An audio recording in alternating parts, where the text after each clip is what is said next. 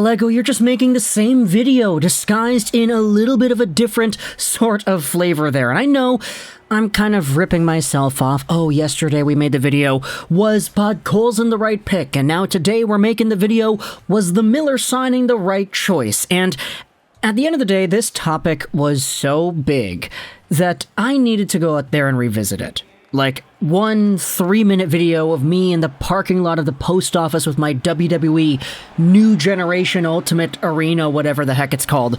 That's not gonna go out there and cut it when it comes to really getting across my mindset regarding JT Miller and regarding the Vancouver Canucks. So, let's dive into the entire Miller situation holistically before we go into the was it a good thing, was it a bad thing, etc, etc, etc. Now, JT Miller is a Vancouver Canucks forward who is 29 years old. He's currently making $5.25 million a season, that in which he will be making until the end of 2023. At the end of the contract, he'll be 30 years old. He's 6'1", 218 as a left-handed guy, and he recently put up 99 points in 80 games played with the Vancouver Canucks in 21-22.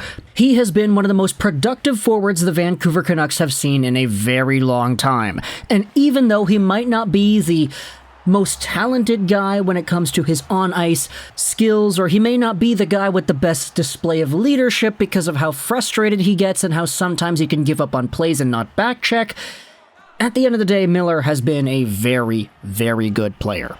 And it sparked a huge debate heading into his contract season, which would have been this upcoming year, as to whether or not the Vancouver Canucks should have traded this guy, because he's going to be 30 when he starts his next contract, and he's going to be in a position where, if he gets a long-term contract, which is what he ended up getting, spoiler alert, by the time that contract reaches the ages of him being 34, 35, 36, that's around the time that we might start to be seeing the Quinn Hugheses and the Elias Petterssons hit their primes. And as a result, there's somewhat of a disalignment of primes here. Because if JT Miller is hitting his prime right now, and you're still waiting a few more years for Hughes and Pettersson to be their best, by the time Hughes and Petey are their best, Miller is going to be a little bit older, and he probably is going to be making a lot of money, and is it really all too stable to go out there with a team that has a cup contending window in 2026 or something, with an older aging veteran like JT Miller making X amount of dollars against the cap, when we're not too certain as to how he's going to be able to play into the latter half of his 30s.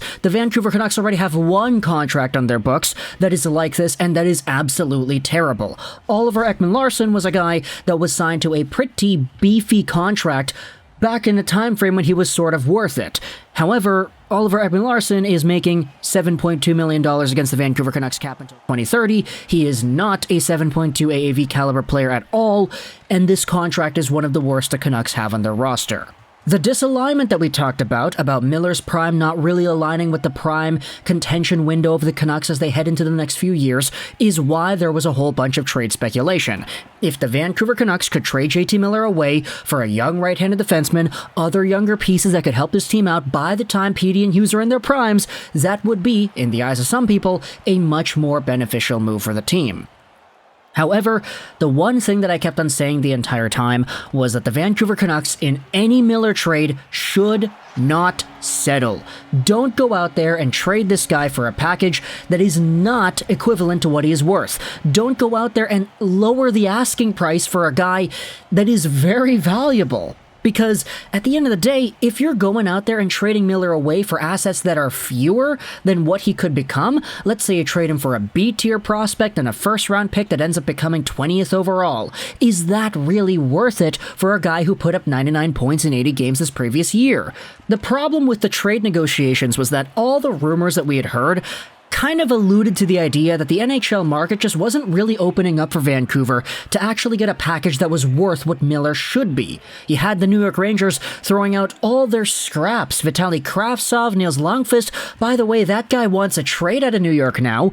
And it's apparent that the Rangers tried to just send away all the players that they didn't want to Vancouver for Miller because, hey, he's a young prospect. You guys want young prospects, right? So here, take this one right here. It's not like we don't want this one or anything. It's just a young prospect that's pretty valuable. So take him. Take him, please. And that's sort of what we saw, and what the apparent market sentiment was regarding JT Miller. And so for the longest time, we had been waiting for the NHL Draft, Day 1, Day 2, for free agency to start up, and Vancouver would probably find themselves a Miller trade partner eventually, right? But that didn't happen. And I don't want to go out there and believe that the Vancouver Canucks management was in a position to say, yeah, no, there's a really good right-handed defenseman like Noah Dobson, for example, that's available, and we're not going to say yes to that. This team is offering us this first-round pick and this really good prospect and this other young, great right-handed defenseman. Nah, we're not going to do that. We're going to say no to that. I feel like if the Vancouver Canucks just got an offer they felt was worth it, they would have taken it. But I am sort of glad that they did not make a trade wherein they settled or lowered the ask for what Miller could have gotten in this trade. Because at the end of the day, when they re-signed him to a $56 million contract, 7 years by $8 million per, he ultimately put himself in a territory of a contract that is a little bit risky.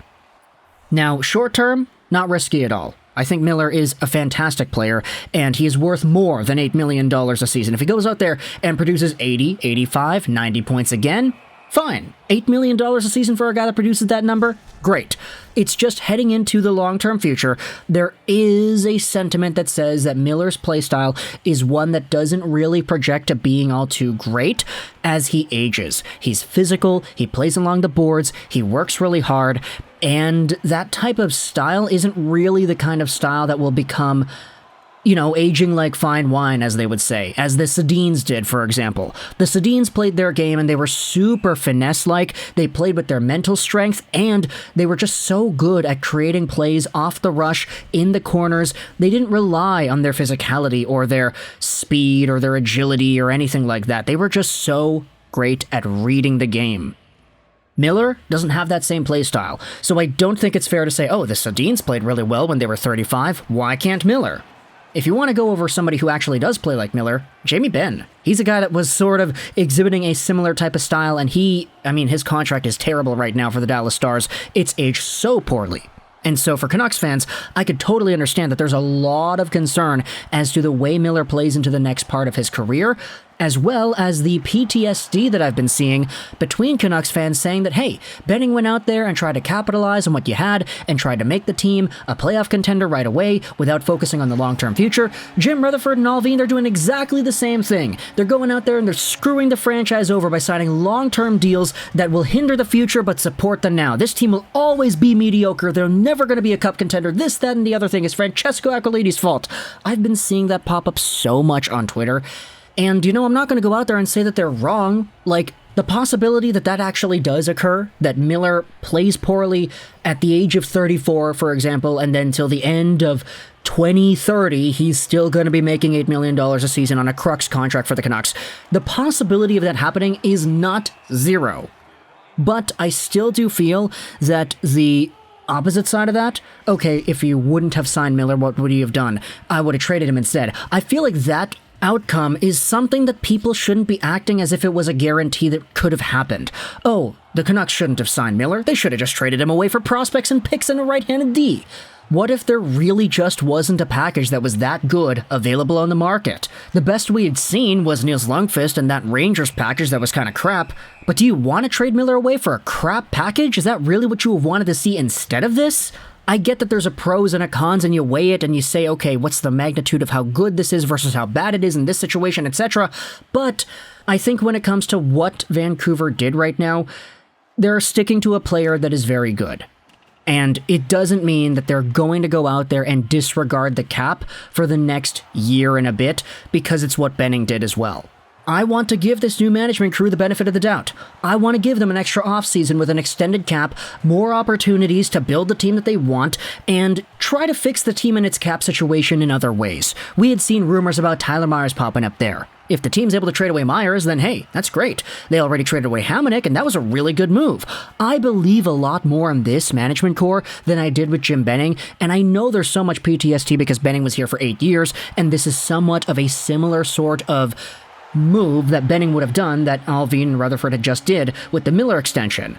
But I'm going to choose to be on the more optimistic side and believe that the team has a plan to fix things forward.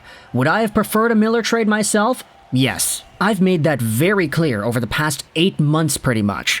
But Am I in control of this hockey team? No, I'm not.